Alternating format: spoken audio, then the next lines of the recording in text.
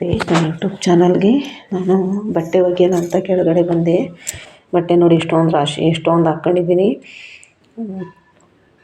ಅದಕ್ಕೆ ಚಳಿ ಬೇರೆ ಇತ್ತು. ಇಷ್ಟು ದಿನದಿಂದ ನಾನು ಒಂದು 2-3 ದಿವ್ಸದ ಮೇಲಾಗಿತ್ತು ಬಟ್ಟೆ ಒಗ್ದಿರಲಿಲ್ಲ. ಅದಕ್ಕೆ ಇವತ್ತೆಲ್ಲ ಹಾಕ್ಕೊಂಡಿದ್ದೀನಿ.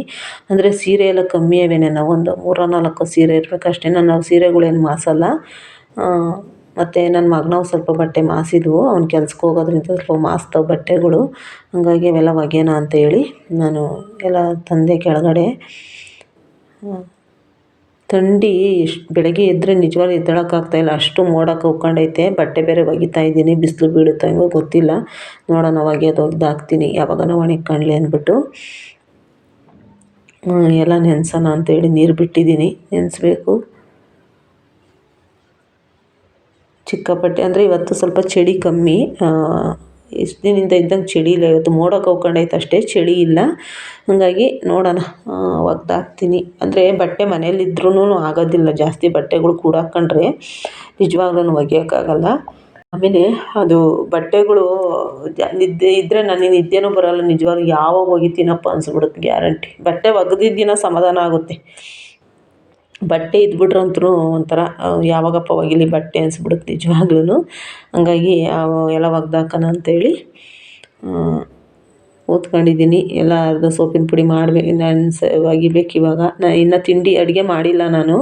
ಬಟ್ಟೆ ಒಗ್ದಾಕಿ ಬರ್ತೀನಿ ಕಣಪ್ಪ ಅಂತ ಹೇಳಿ ಬಂದಿದ್ದೀನಿ ನನ್ನ ಮಗನಿಗೆ.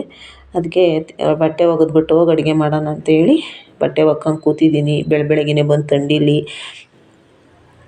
ಇಷ್ಟು ನೆಗಡಿ ಕೆಮ್ಮು. ನಿಜವಾಗ್ಲೂ ನನಗೆ ಒಂದು 5-6 ದಿವ್ಸದ ಮೇಲಾಗೋಯ್ತು ನೆಗಡಿ ಕೆಮ್ಮು ಆಗ್ಬಿಟ್ಟು. ಹೋಗ್ತಾನೇ ಇಲ್ಲ, ಏನೇ ಮಾಡಿದ್ರು ನೆಗಡಿ ಕೆಮ್ಮು ಹೋಗೋದೇ ಇಲ್ಲ. ಬೇಗ ಬಂದರೆ ಹೋಗೋದೇ ಇಲ್ಲ ನಿಜವಾಗ್ಲೂ ನೆಗಡಿ ಕೆಮ್ಮು ಆಗಿ. ನೋಡಿ ಬಟ್ಟೆ ಒಗೆದು ಒಣಗಾಕಿ ಬಂದು ಇದೆಲ್ಲ ಸ್ವಲ್ಪ ಹಂಗೆ ಮನೆ ಕ್ಲೀನ್ ಮಾಡ್ಕೊಳ್ಳೋಣ ಅಂತ ಮಾಡ್ತಾಯಿದ್ದೀನಿ. ನನ್ನ ಮಗ ಎಲ್ಲೋ ಅವನು ಮಲಗವ್ನಿನ್ನ ಮಲಿಕೊಂಡು ಆದರೆ ಮೋಡ ಬೇರೆ ಮುಚ್ಕೊಂಡೈತಲ್ವ, ಅದಕ್ಕೆ ಮಲಿಕೊಂಡವನೇ. ಅವನು ಸಂಜೆ 4 ಗಂಟೆ 4:15 ಮೇಲೆ ಕೆಲ್ಸಕ್ಕೆ ಹೋಗೋದು. ಅದಕ್ಕೆ ಅಲ್ಲಿವರೆಗೂ ಮನೆಗಿರ್ತಾನೆ. ಕಾಲೇಜ್ ಬೇರೆ ಇಲ್ವಲ್ಲ, ಮುಂದಿನ ತಿಂಗಳಿಂದ ಕಾಲೇಜ್ ಐತೆ ಅವನಿಗೆ. ಹಂಗಾಗಿ ಇದು ಮೇಲ್ಗಡೆ ಎಲ್ಲ ಸಜ್ಜೆ ಮೇಲೆ ಸ್ವಲ್ಪ ಕಸರೆ ಇತ್ತು, ಎಲ್ಲ ಕ್ಲೀನ್ ಮಾಡ್ಕೊಳ್ಳೋಣ, ಅದೆಲ್ಲ ಒರೆಸ್ಕೊಳ್ಳೋಣ. ಆಮೇಲೆ ಅದೆಲ್ಲ ಸ್ವಲ್ಪ ಕ್ಲೀನ್ ಮಾಡ್ಕೊಳ್ಳೋಣ ಅಂದ್ಬಿಟ್ಟು ಎಲ್ಲ ಕ್ಲೀನ್ ಮಾಡ್ತಾಯಿದ್ದೀನಿ. ಸಜ್ಜೆ ಮೇಲೆ ನಾನು ಏನೂ ಇಲ್ಲ, ಸಜ್ಜೆ ಮೇಲೆ ಅಂದರೆ ಅದು ಏನೋ ಐತೇನೋ ಅನ್ನೋ ಥರ ಕಾಣಿಸುತ್ತೆ ನಿಜವಾಗ್ಲೂ. ಒಂದು ಕಬ್ಬಿಣ ಸ್ಟವ್ ಐತೆ, ಒಂದು ಅದು ಇದು ಸಣ್ಣ ಪುಟ್ಟ ಐಟಮ್ಗಳು ಅವು, ಅಷ್ಟು ಬಿಟ್ಟರೆ ಇನ್ನೇನಿಲ್ಲ. ಆದ್ರೂ ನನಗೆ ನನ್ನ ಮಗನ ಬುಕ್ಗಳೇ ಇವೆಲ್ಲ. ಅದಕ್ಕೆ ಬುಕ್ಸ್ ಎಲ್ಲ ಎತ್ತಿಕ್ಕೊಂಡು ಅವೆಲ್ಲ ಕ್ಲೀನ್ ಮಾಡ್ಕೊಂಡು ಮತ್ತು ಅವೆಲ್ಲ ಜೋಡಿಸೋಣ ಅಂದ್ಬಿಟ್ಟು ನಾನು ಜೋಡಿಸ್ತಾ ಇದ್ದೀನಿ. ನನ್ನ ಮಗ ಓದೋಕ್ಕೋತಾನೆ ಅಷ್ಟೇ, ಆ ಬುಕ್ಸ್ ಎಲ್ಲ ಜೋಡಿಸ್ಕೊಳ್ಳೋಣ, ಅವೆಲ್ಲ ಎತ್ತಿಟ್ಕೊಳ್ಳೋಣ, ನಾವೇನೂ ಮಾಡೋದಿಲ್ಲ ಅವನು. ಅದೇನೋ ಅವ್ನು ರೂಢಿನೇ ಮಾಡ್ಕೊಂಡಿಲ್ಲ. ಆಮೇಲೆ ಏನೇ ಒಂದು ಐಟಮ್ ತರ್ತಾನೆ, ಐಟಮ್ನು ಆರ್ಡ್ರ್ ಮಾಡಿ ತರ್ಸ್ಕೊತಾನೆ, ಅದು ಅಲ್ಲೇ ಬಿಸಾಡ್ಬಿಡ್ತಾನೆ. ಮತ್ತೆ ನಾನೇ ಎತ್ತಿಡ್ಬೇಕು ಅದೆಲ್ಲ. ನೋಡಿ ಬುಕ್ಸ್ ಎಲ್ಲ ನಾನೇ ಎತ್ತಿಡ್ತಾ ಇರೋದು. ಅವೆಲ್ಲ ಓದೋಕ್ಕೆ ಹೋಗುವಾಗ ಅಷ್ಟೇ, ಕಾಲೇಜ್ಗೆ ಹೋದಾಗ ಬ್ಯಾಗಲ್ಲಿರ್ತವೆ, ಮನೇಲಿದ್ದಾಗ ಎಲ್ಲ ಎಲ್ಲಂದ್ರಲ್ಲಿ ಬಿಸಾಡ್ತೀನಿ. ಅವೆಲ್ಲ ನಾನೇ ಎತ್ತಿಕ್ಕೊಂಡು ಎಲ್ಲ ಕ್ಲೀನ್ ಮಾಡಬೇಕು. ನನಗೆ ಯಾವಾಗಾದರೂ ಈ ಥರ ಫ್ರೀ ಇದ್ದಾಗಲೋ ಮಾಡ್ತಿರ್ತೀನಿ, ಇಲ್ಲಾಂದರೆ ಇಲ್ಲ. ಹಂಗಾಗಿ ಅವೆಲ್ಲನ ಕೆಲ್ಸಕ್ಕೆ ಹೋದರೆ ಅದು ಮಾಡೋದಿಲ್ಲ ನಾನು. ನೋಡ್ತಾ ಇರ್ತೀನಿ ಸುತ್ತಲೂ, ಏನೂ ಐಟಮ್ ಇಲ್ಲ ನಮ್ಮ ಮನೆಯಲ್ಲಿ. ಇರೋ ಐಟಮ್ನೇ ನೀಟಾಗಿ ಎತ್ತಿಟ್ಕೊಂಡ್ರೆ ಆಗುತ್ತೆ. ನನ್ನ ಮಗ ಎಲ್ಲಂದ್ರಲ್ಲಿ ಬಿಸಾಡೋದಕ್ಕೆ ನಾನು ಅವೆಲ್ಲ ಎತ್ತಿಕ್ಕೊಂಡು ಯಾರಿಕ್ಕೊಂಡು ಎಲ್ಲ ಸ್ವಲ್ಪ ಎಲ್ಲ ಧೂಳೆಲ್ಲ ಇತ್ತು, ಹಂಗೆ ಎಲ್ಲ ಕ್ಲೀನ್ ಮಾಡೋಣ ಅಂತ ಮಾಡ್ತಾಯಿದ್ದೀನಿ. ಎಲ್ಲ ಕ್ಲೀನ್ ಮಾಡೋಣ ಅಂತ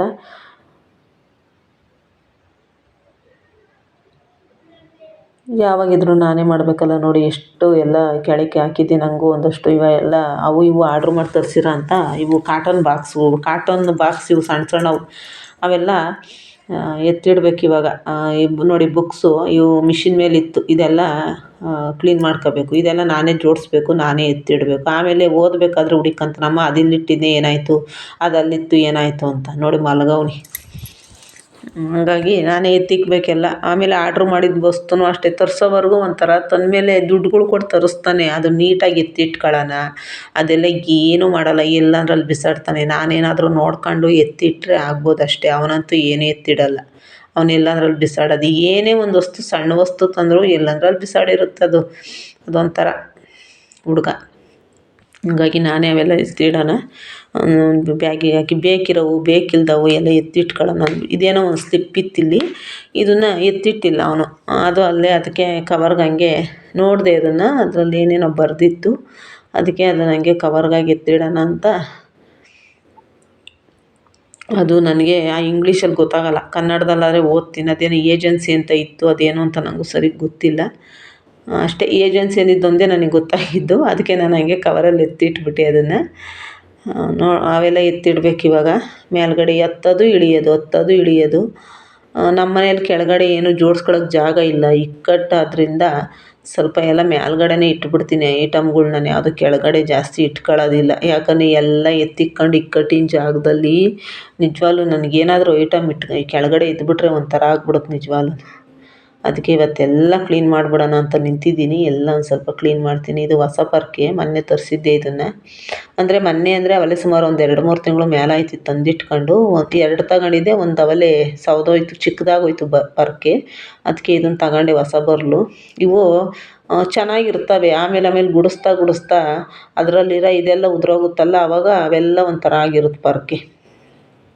ಅದಕ್ಕೆ ಅದೆಲ್ಲ ಎತ್ತಿಟ್ಬಿಟ್ಟು ಅದೆಲ್ಲ ಸ್ವಲ್ಪ ಹಂಗೆ ಬಾಕ್ಸ್ಗಳು ಅವೆಲ್ಲ ಹಂಗೆ ನಮ್ಮ ಓನರ್ ತಗೊತಾರೆ ಬಾಕ್ಸು, ಆ ಥರದ್ದನ್ನೆಲ್ಲ. ಅದಕ್ಕೆ ಅವ್ರಿಗೆ ಕೊಡೋಣ, ಅಲ್ಲಿ ಹಾಕೋಣ ಕೆಳಗಡೆ ಅಂತೇಳಿ ಅವೆಲ್ಲ ತೆಗ್ದಿಕ್ಕಂತ ಇದ್ದೀನಿ. ಯಾಕಂದರೆ ಕಸಿನ ಗಾಡಿಗೆ ಎಷ್ಟು ಅಂತ ಕೊಡೋದು. ನಾನೇ ಇವಾಗ ಒಂದು ಡಬ್ಬು ಮೇಲೆ ಕುಡಿಕ್ಕಿದ್ದೀನಿ, ಒಂದು ಡಸ್ಟ್ಬಿನ್ ಮೇಲೆ ಕುಡಿಕ್ಕಿದ್ದೀನಿ ಕಸನ, ಅಷ್ಟು ಕಸ ಐತೆ. ಆ ಕಸ ಎಲ್ಲ ಹಾಕೋಷ್ಟೊತ್ತಿಗೆ ಆ ಕಸಿನ ಗಾಡಿ ಹುಡುಗ ಏನಕ್ಕ ಇದೆಲ್ಲ ಅಂತಾನೆ, ಅಷ್ಟು ಕಸ ಐತೆ. ನಾವೆಲ್ಲೂ ಹೊರ್ಗಡೆ ಎಸೆಯೋಕೆ ಹೋಗಲ್ಲ ಜಾಸ್ತಿ, ಹಂಗಾಗಿ ಕಸಿನ ಗಾಡಿ ಬಂದಲ್ಲೇ ಕಸ ಹಾಕ್ಬೇಕಲ್ವ, ಅದಕ್ಕೆಲ್ಲ ಡಸ್ಟ್ಬಿನ್ಗೆ ತುಂಬಿದ್ದೀನಿ. ಇವೆಲ್ಲ ಓನರ್ಗಲ್ಲಿ ಕೆಳಗಡೆ ಹಾಕ್ತೀನಿ. ಈ ಕೊಡೆನೂ ಯಾರೋ ನನಗೆ ಹಳೆಯ ಕೊಡೆ, ಇದು ಕಿತ್ತೋಗ್ಬಿಟ್ಟಿತ್ತು, ಅದಕ್ಕೆ ಕೊಡೆನೂ ಆಚೆ ಹಾಕ್ಬಿಡೋಣ ಅಂತೇಳಿ ಅದೆಲ್ಲ ಕ್ಲೀನ್ ಮಾಡ್ಕೊತಾ ಇದ್ದೀನಿ.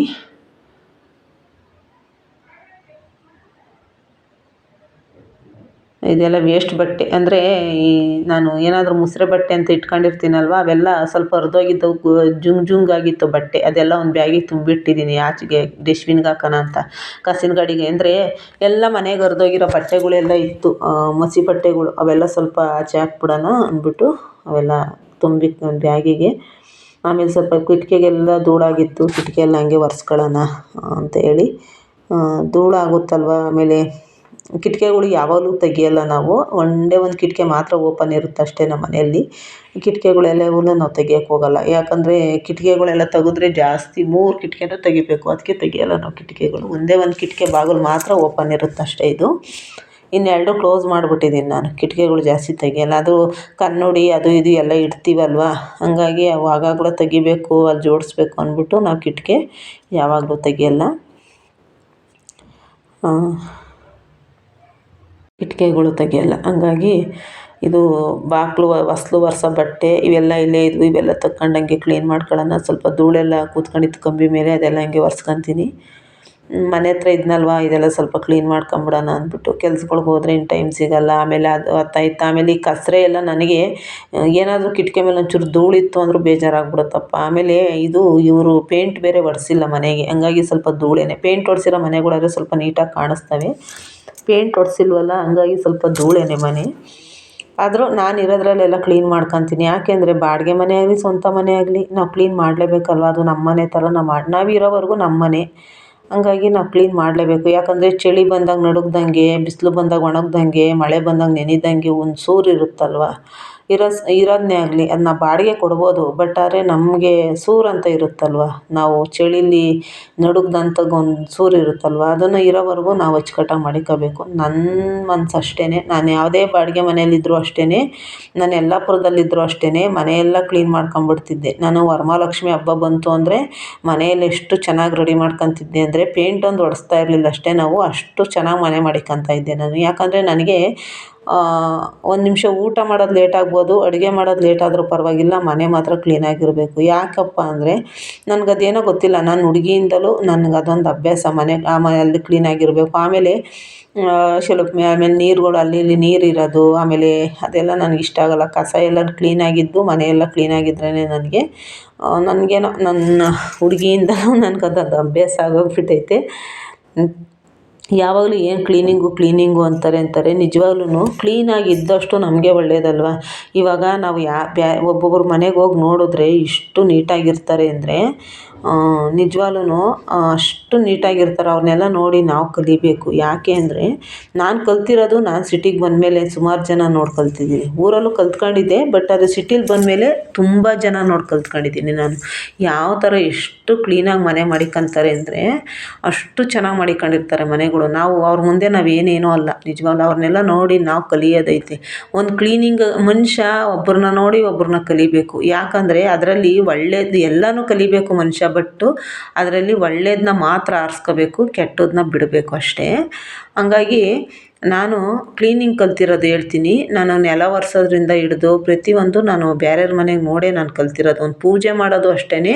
ನಾನೇನು ಪೂಜೆ ಮಾಡೋದು ಕಲ್ತಿಲ್ಲ. ನಾನು ಸಿಟಿಗೆ ಬಂದಮೇಲೆ ನಾನು ಅವ್ರಿವ್ರು ಮಾಡೋದು ನೋಡೇ ನಾನು ಕಲ್ತಿದ್ದು. ವರಮಹಾಲಕ್ಷ್ಮಿ ಹಬ್ಬನೂ ಅಷ್ಟೇ. ಲಕ್ಷ್ಮಿ ಕುಂಡ್ರಿಸೋದ್ರಿಂದ ಹಿಡಿದು ಮನೆ ಕ್ಲೀನಿಂಗಿಂದ ಹಿಡಿದು ಪ್ರತಿಯೊಂದು ನಾನು ಅವ್ರಿವ್ರನ್ನ ನೋಡೇ ಕಲ್ತಿರೋದು.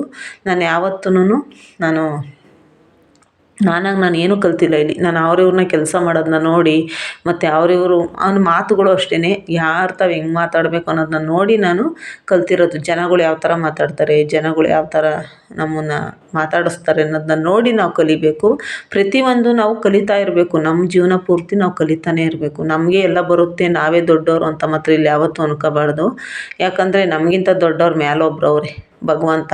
ಹಂಗಾಗಿ ಮನುಷ್ಯರು ಯಾವತ್ತೂ ಇಲ್ಲಿ ದೊಡ್ಡವರಾಗೋಕ್ಕಾಗಲ್ಲ. ಅದಕ್ಕೋಸ್ಕರ ನಾನು ಅವ್ರಿವ್ರನ್ನ ನೋಡೇ ಕಲ್ತ್ಕೊಂಡಿರೋದು. ನಾನು ಇಲ್ಲೇನೂ ನನ್ನ ಸ್ವಂತದ್ದಲ್ಲ. ನಾನು ಅವ್ರಿವ್ರನ್ನ ನೋಡಿ ಕಲ್ತಿರೋದೇನೆಲ್ಲ. ನಾನು ಯಾವ ಥರ ಎಲ್ಲ ಮನೆ ಈ ಥರ ಎಲ್ಲ ನೋಡಿ ಕಲ್ತಿದ್ದೀನಿ. ಕೆಲವೊಂದು ನೋಡಿ ಕಲ್ತಿದ್ದೀನಿ, ಕೆಲವೊಂದು ಕೇಳಿದ್ದೀನಿ, ಬಾಯ್ಬಿಟ್ಟೆ ಕೇಳಿದ್ದೀನಿ. ಏನನ್ನ ಅನ್ಕೊಳ್ಳಿ ಅಂತೆಲ್ಲ ಕೇಳಿ ತಿಳ್ಕೊತೀನಿ ನಾನು ಯಾವ ಥರ ಏನು ಅಂತ. ನಿಜವಾಗ್ಲೂ ನನಗೆ ನಮ್ಮ ಊರಲ್ಲಿದ್ದವರೆಗೂ ವರಮಹಾಲಕ್ಷ್ಮಿ ಹಬ್ಬದ ಪೂಜೆ ಏನು ಅಂತಲೇ ನಮಗೆ ಗೊತ್ತಿರಲಿಲ್ಲ. ಆಮೇಲೆ ಧನುರ್ಮಾಸದ ಪೂಜೆ ನಾನು ಒಂದು ವರ್ಷ ಮಾಡಿದೆ ಅಷ್ಟೇ. ಒಂದು ವರ್ಷದಲ್ಲಿ ಒಂದು 5 ದಿವಸ ಮಾಡಿದ್ದೀನಿ ನಾನು ಧನುರ್ಮಾಸದ ಪೂಜೆ ಅಷ್ಟೇ. ಬಟ್ ನಾನು ಸಂಕ್ರಾಂತಿ ಹಬ್ಬದಲ್ಲಿ ನಾನು ಗಣೇಶನ ದೇವಸ್ಥಾನ ಇತ್ತು ಯಲ್ಲಾಪುರದಲ್ಲಿ. ನಿಜವಾಗ್ಲೂ ಅವರೆಲ್ಲ ಮಾಡೋದು ನೋಡಿ ನಾನು ಕಲ್ತ್ಕೊಂಡಿದ್ದು. ಈ ಥರ ತಗೊಂಡೋಗ್ಬೋದಾ ಈ ಥರ ಅಂತ ಕೇಳಿ ತಿಳ್ಕೊಂಡಿವ್ನಿ. ಎಲ್ಲ ಹೇಳೋರು ಪಾಪ, ಯಾರೋ ನಮಗೆ ಗೊತ್ತಿಲ್ಲದವ್ರಿಗೆ ಒಬ್ಬೊಬ್ರು ಹೇಳ್ತಾರೆ ನಿಜವಾಗ್ಲೂ. ಈ ಥರ ಮಾಡಿರಿ ಅಂತ ಹೇಳ್ಕೊಡೋಂಥ ಜನ ಇದ್ದರು. ಅವ್ರನ್ನೆಲ್ಲ ನೋಡಿ ನಾನು ಧನುರ್ಮಾಸದ ಪೂಜೆ ಮಾಡೋದು ಕಲ್ತಿದ್ದು. ಪ್ರತಿಯೊಂದು ಅಷ್ಟೇ. ಯೂಟ್ಯೂಬಲ್ಲಿ ನಾನು ಕೆಲವೊಂದು ಪೂಜೆಗಳ್ನ ಮಾಡಿದ್ದೆ, ಬಟ್ ಅವು ಯಾಕೋ ಸಕ್ಸಸ್ ಆಗಲಿಲ್ಲ, ಬಿಟ್ಬಿಟ್ಟೆ ನಾನು. ಆಮೇಲೆ ವರಮಹಾಲಕ್ಷ್ಮಿ ಪೂಜೆನೂ ಅಷ್ಟೇ ನಾನು 5 ವರ್ಷ ಮಾಡಿದೆ. ಬಟ್ ನಾನು 5 ವರ್ಷ ಮಾಡಿ ನಾನು ಬಿಟ್ಬಿಟ್ಟೆ. ಯಾಕಂದರೆ 3 ವರ್ಷ ನಾನು ಲಕ್ಷ್ಮೀನ ಕುಂಡ್ರಿಸಿದ್ದೆ. ಇನ್ನು 2 ವರ್ಷ ನಾನು ಲಕ್ಷ್ಮೀನ ಕುಂಡ್ರಿಸೋಕ್ಕಾಗಲಿಲ್ಲ. ಸುಮ್ಮನೆ ಮನೇಲಿ ಸಿಂಪಲ್ಲಾಗಿ ಇಲ್ಲಿಗೆ ಬಂದಮೇಲೆ 2 ವರ್ಷ ನಾನು ಸಿಂಪಲ್ಲಾಗಿ ಪೂಜೆ ಮಾಡಿರೋದು. ಬಟ್ ನಾನು ಊರಲ್ಲಿದ್ದಾಗ ಅಲ್ಲಿ ಯಲ್ಲಾಪುರದಲ್ಲಿದ್ದಾಗ 3 ವರ್ಷ ನಾನು ಲಕ್ಷ್ಮೀನ ಕುಂಡ್ರಿಸಿದ್ದೆ. ಅಂದರೆ ನೋಡಿ ಜನಗಳ್ನ ನೋಡಿ ನನಗೇನು ಅಂದರೆ ಏನಾದರೂ ಒಂದು ಮಾಡಬೇಕು, ಏನಾದರೂ ಒಂದು ಪೂಜೆ ಮಾಡಬೇಕು, ಏನಾದರೂ ಒಂದು ಮಾಡಬೇಕು ಅನ್ನೋದಷ್ಟೇ ನನಗೆ. ಅವ್ರು ಮಾಡ್ತಾರೆ ನಾನು ಮಾಡ್ತೀನಿ ಅಂತ ಅಲ್ಲ, ಬಟ್ ನಮ್ಮ ಮನೇಲಿ ಏನಾದರೂ ಒಂದು ಒಳ್ಳೆಯದಾಗುತ್ತೆ. ನನ್ನ ಸ್ವಾರ್ಥಕ್ಕೋಸ್ಕರ ನಾನೇನೂ ಮಾಡಲಿಲ್ಲ. ಎಲ್ಲ ಮನೆಗೋಸ್ಕರ, ಸಂಸಾರಕ್ಕೋಸ್ಕರ ಮಾಡಿದ್ದು ನಾನು. ಆದರೆ ನಮಗೆ ಬೆಲೆ ಇಲ್ಲದಂಥ ಜನಗಳು ಏನೋ ಅಂತಾರಲ್ಲ, ನಿಯತ್ತಿಲ್ದಂಥ ಜನಗಳಿಗೆ ನಾವೇನೇ ಪೂಜೆ ಮಾಡಲಿ ಏನೇ ಮಾಡಲಿ ನಮ್ಮ ಮನ್ಸಿನ ಥರ ಅವ್ರ ಮನಸ್ಸು ಇರಬೇಕಲ್ಲ. ಮನಸ್ಸು ಎರಡು ಒಂದಾಗಿದ್ರೇ ಅಲ್ವಾ ಜೀವನ ಚೆನ್ನಾಗಿರೋದು. ಹಾಗಾಗಿ ನಮ್ಮ ಮನ್ಸಿನ ಥರ ಅವ್ರ ಮನಸ್ಸಿರಲ್ಲ. ನಾವು ಎತ್ತು ಏರಿಗೆ ಎಳೆದ್ರೆ ಕ್ವಾಣ ನೀರಿಗೆ ಎಳೀತು ಅನ್ನಂಗೆ ಆ ಥರ ಗಾದೆ ಐತಿ. ದೊಡ್ಡವ್ರು ಹೇಳ್ತಾರೆ ಅದನ್ನು, ಎತ್ತು ಏರಿಗೆ ಎಳೆದ್ರೆ ಕ್ವಾಣ ನೀರಿಗೆ ಎಳೀತು ಅಂತ. ಆ ಥರ ಜೀವನದಲ್ಲಿ ಯಾವತ್ತೂ ಏರಿ ನೀರು ಆಗಬಾರ್ದು. ಎರಡೂ ಇಲ್ಲ ಏರಿ ಆಗಿರಬೇಕು, ಇಲ್ಲ ನೀರಾಗಿರಬೇಕು ಜೀವನ. ಆ ಥರ ಇದ್ರೇ ಜೀವನಗಳು ಚೆನ್ನಾಗಿರೋದು. ಹಂಗಾಗಿ ನಾನು ಎಲ್ಲ ಥರದ್ದು ನಾನು ಸಿಟಿಲಿ ಬಂದಮೇಲೆ ನೋಡಿ ನಾನು ಜನಗಳ್ನ ನೋಡಿ ಕಲ್ತ್ಕೊಂಡಿದ್ದು. ಜನಗಳು ಯಾವ ಥರ ಮಾತಾಡ್ತಾರೆ, ಯಾವ ಥರ ಪೂಜೆಗಳು ಮಾಡ್ತಾರೆ. ಆಮೇಲೆ ಸುಮಾರು ಜನದ ಮನೆಯಲ್ಲಿ ನಾನು ಹೋದ ಮನೆಗಳೆಲ್ಲ ನಾನು ದೇವ್ರ ರೂಮ್ಗಳೇ ಜಾಸ್ತಿ ನೋಡಿರೋದು. ಆಮೇಲೆ ಯಾರು ಯಾವ ಥರ ಕಸ ಗುಡಿಸೋದು ಪ್ರತಿಯೊಂದೂ ನಾನು ಜನಗಳು ನೋಡೇ ಕಲ್ತಿರೋದು. ನಾನು ಏನೂ ಕಲ್ತಿಲ್ಲ ಇಲ್ಲಿ.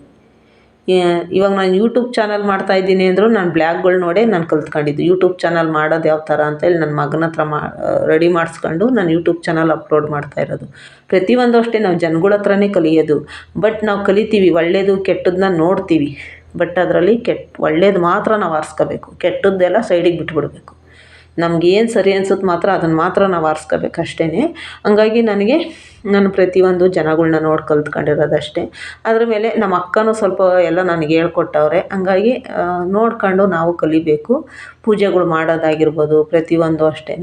ಹಂಗಾಗಿ ನಾನು ಕಲ್ತಿರೋದು. ನನ್ನ ವಿಡಿಯೋ ಯಾರೆಲ್ಲ ನೋಡ್ತೀರಾ ದಯವಿಟ್ಟು ಸಬ್ಸ್ಕ್ರೈಬ್ ಮಾಡ್ಕೊಳ್ಳಿ. ವಿಡಿಯೋ ಇಷ್ಟ ಆದರೆ ಲೈಕ್ ಮಾಡಿ. ನಾನು ಇನ್ನೊಂದು ಹೇಳ್ತೀನಿ, ನಿಮಗೂ ಯಾವಾಗಲೂ ಯೂಟ್ಯೂಬೇ ನೋಡ್ಕೊಂಡು ಕೂತ್ಕೊಳ್ಳೋ ಅಂಥ ಜನಗಳಿರಲ್ಲ. ಬಟ್ ಆದರೆ ನೋಡೋದ್ರಲ್ಲಿ ಅದರಲ್ಲೂ ನಮ್ಮ ವಿಡಿಯೋಗಳ್ನ ನೋಡಿ ನಮಗೂ ಸಪೋರ್ಟ್ ಮಾಡಿ. ಏನೋ ಒಂದು ನಾನು ಓದಿಲ್ಲ ಬರೆದಿಲ್ಲ, ನನಗೆ ನಾನೇ ಹೇಳ್ತಾ ಇದ್ದೀನಿ ನಾನು ಓದಿಲ್ಲ ಬರೆದಿಲ್ಲ, ಬಟ್ ಏನೋ ಒಂದು ಇದರಲ್ಲಿ ಏನಾದ್ರು ಒಂದು ಮಾಡೋಣ ಅಂತೇಳಿ ನಾನು ನೋಡ್ತಾಯಿದ್ದೀನಿ. ಆಮೇಲೆ ನನ್ನ ವಿಡಿಯೋ ಫಸ್ಟೆಲ್ಲ ಚೆನ್ನಾಗಿ ಓಡ್ತಾ ಇತ್ತು. ಬಟ್ ಒಂದು ಸ್ವಲ್ಪ ದಿನದಿಂದ ಈಚೆಗೆ ನನ್ನ ವಿಡಿಯೋ 50-60 ವ್ಯೂಸ್ ಓಡ್ತಾಯಿತ್ತು ಅಷ್ಟೇ. ತುಂಬ ಬೇಜಾರಾಗ್ತೈತೆ ನನಗೆ. ಯಾಕಂದರೆ ನಾವಿನ್ನೂ ಏನೂ ಅಲ್ಲ, ನೀವೆಲ್ಲ ಸೀನಿಯರ್ ಇದ್ದೀರಾ, ಎಲ್ಲರೂ ಕಲ್ತಿರೋದು, ಎಲ್ಲ ಓದಿರೋರೆಲ್ಲ ಬ್ಲ್ಯಾಗ್ ಮಾಡ್ತೀರಾ. ಬಟ್ ನಾನು ಓದಿಲ್ಲ. ಹಂಗಾಗಿ ಏನೋ ನಮಗೂ ಒಂದು ನಿಮ್ಮೆಲ್ಲ ಪ್ರೀತಿ ವಿಶ್ವಾಸ ಸಪೋರ್ಟು ಎಲ್ಲ ಸಿಗಲಿ. ನಾನು ಸಬ್ಸ್ಕ್ರೈಬ್ ಮಾಡ್ಕೊಂಡು ನೋಡಿ. ಹೊಸಬ್ರಾಗಿರ್ಬೋದು ಹಳಬರಾಗಿರ್ಬೋದು ಎಲ್ಲರ ಹತ್ರ ನಾನು ಕೇಳ್ಕೊತೀನಿ, ಸಬ್ಸ್ಕ್ರೈಬ್ ಮಾಡ್ಕೊಂಡು ನೋಡಿ. ನಿಮಗೆ ಫ್ರೀ ಇದ್ದಾಗ ನನ್ನ ವಿಡಿಯೋ ನೋಡಿ, ನನ್ನ ವಿಡಿಯೋಕ್ಕೊಂದು ಲೈಕ್ ಮಾಡಿ ಅಂತ ನಾನು ಕೇಳ್ಕೊತೀನಿ ಅಷ್ಟೇ. ನಾನಿನ್ನೇನು ನಿಮ್ಮ ಹತ್ರ ನಾವೇನು ಕೇಳಲ್ಲ, ನಮಗೊಂದು ಸಪೋರ್ಟ್ ಇರಲಿ. ನಿಮ್ಮೆಲ್ಲರ ಸಬ್ಸ್ಕ್ರೈಬ್ ಮಾಡ್ಕೊಳ್ಳಿ. ವಿಡಿಯೋ ಇಷ್ಟ ಲೈಕ್ ಮಾಡಿ. ಏನಾದರೂ ನನ್ನ ವಿಡಿಯೋದಲ್ಲಿ ಏನಾದರೂ ಇದ್ದರೆ ಕಮೆಂಟ್ ಮಾಡಿ ಅಷ್ಟೇ ನಾನು ಕೇಳ್ಕೊತೀನಿ. ಏನು ಕೇಳಲ್ಲ ನೋಡಿ. ನಾನು ಎಲ್ಲ ಕೆಲಸ ಮುಗೀತು, ಈಗ ನೆಲ ಒರೆಸೋಣ ಅಂಥೇಳಿ ನೆಲ ಒರ್ಸೋಕ್ಕೆ ಬಂದೆ. ಅದು ಎಲ್ಲ ಕ್ಲೀನ್ ಮಾಡಿದ್ದೆಲ್ಲ ಆಯ್ತಲ್ಲ, ಹಾಗೆ ಧೂಳಾಗಿತ್ತಲ್ಲ ನೆಲ ಎಲ್ಲ, ಸ್ವಲ್ಪ ಹಾಗೆ ಒರೆಸ್ಕೊಂಬಿಡೋಣ ಮಂಗಳವಾರ ಬೇರೆ ಅಂದ್ಬಿಟ್ಟು ಸ್ವಲ್ಪ ನೀರಿಗೆ ಅರಿಶಿನ ಉಪ್ಪು ಗಂಜು ಮತ್ತು ಪೆನಾಯಿಲು ಸೋಪಿನ ಪುಡಿ ಇಷ್ಟು ಹಾಕಿ ನಾನು ಒರೆಸ್ತೀನಿ. ಏನು ಪೆನಾಯಿಲು ನಾವು ತಂದು ನೆಲಕ್ಕೆ ಹಾಕ್ತೀವಲ್ಲ ನಿಜವಾದ ಸ್ಮೆಲ್ಲೇ ಬರೋಲ್ಲ. ಅವಾಗೆಲ್ಲ ಪೆನಾಯಿಲ್ ಹಾಕಿದ್ರೆ ನೆಲ ಎಲ್ಲ ಘಮ ಘಮ ಅನ್ನೋದು. ಇವಾಗ ನೆಲಕ್ಕೆ ಪೆನಾಯಿಲ್ ಹಾಕಿದ್ರೆ ಘಮ ಘಮ ಅನ್ನೋದೇ ಇಲ್ಲ ನಿಜವಾಗ್ಲೂ. ನಾನು ಪ್ರತಿ ಮಂಗಳವಾರ ಶುಕ್ರವಾರ ನಾನು ಯಾವಾಗ ನೆಲ ಒರೆಸಿದ್ರು ಅರಿಶಿನ ಉಪ್ಪು ನಾನು ಮಿಸ್ ಮಾಡಲ್ಲ. ವಿಡಿಯೋ ನೋಡಿದ್ದಕ್ಕೆ ಧನ್ಯವಾದ.